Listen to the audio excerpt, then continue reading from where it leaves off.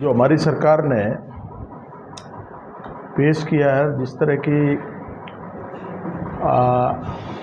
एक तरह से पिछले वर्ष की बजाय उसको लगभग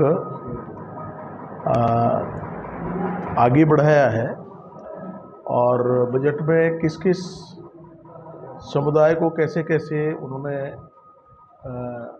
लाभ बढ़ाया है, जो वंचित है उनको कैसे आगे लाए हैं, उस तरह का विषय है। उस पर बात के लिए बुलाई। इसमें विभिन्न वर्गों की बात आपने करी है, तो किन वर्गों पर विशेष तौर पर ध्यान दिया गया है, क्या उनके लिए विशेष? देखिए, किसानों के लिए जो बात की है, सबसे पहले किसान की बात की है, जिसमें उन्होंने धान की खेती है तो जैसे पहले सब्सिडी देते उससे बढ़ा कर दिया है, और जिससे कि किसान की हालत ठीक हो सके। गरीब व्यक्ति है जिनको मकान नहीं है, उनके खाते में पैसे डाले हैं, एक बड़ा अमाउंट डाला है। और जो विकलांग जो उस तरह के हैं, उनके लिए अलग अलग जो है ना, उनके लिए एक तरह से पेंशन के रूप में उस तरह का दिया है। कुछ विकलांग ऐसे जो उस कैटेगरी में नहीं आते थे, उनको उसमें शामिल किया गया है।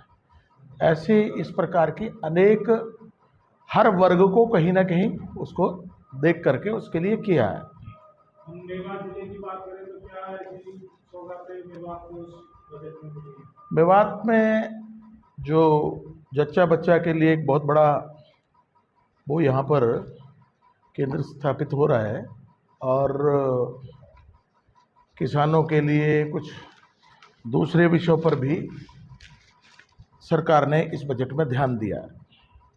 मेवात की पुरानी मांगे हैं, चाहे यूनिवर्सिटी की हो, मेवात के नाम की हो, एक अपना जो ये रोड है दूर से लेकर आबाद तक, इन चीज़ों पर अनदेखी रही है। जी जी जी। तो ये काम जो रोड के हैं उसका टेंडर हुआ है और काम जल्दी शुरू हो जाएगा। रोड से और नगीना वाला जो रोड है वो उस पर काम चल रहा है, ताउड़ से उस पर रिपेयर का काम चल रहा है। तो रोडों पर विशेष ध्यान दिया जा रहा है और मेवात पे अच्छा काम होगा।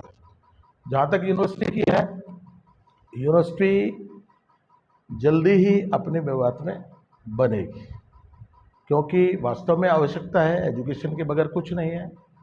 तो यूनिवर्सिटी सरकार के पूरे मन में है और संगठन उसको बनवाएगा। आप स्वयं भी एक अध्यापक रहे हैं, बार बार अखबारों ने भी मुद्दा उठाया है कि मेवात में अध्यापकों की भारी कमी रहती है, तो इस चीज़ के लिए ये सरकार से क्या आपका पहल रहेगी?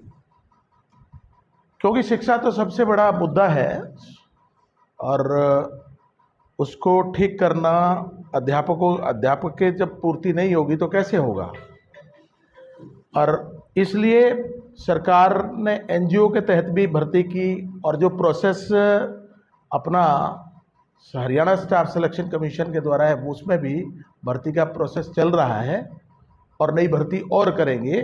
जल्दी ही हम प्रत्येक स्कूल में जितने अध्यापक चाहिए बच्चों के अनुसार वो उपलब्ध सरकार कराएगी। भाजपा मेवात के विकास की बात कहती है, ना यहाँ डॉक्टर हैं, ना टीचर्स हैं, ना सरकारी कार्यालय में स्टाफ है, कैसे विकास होगा?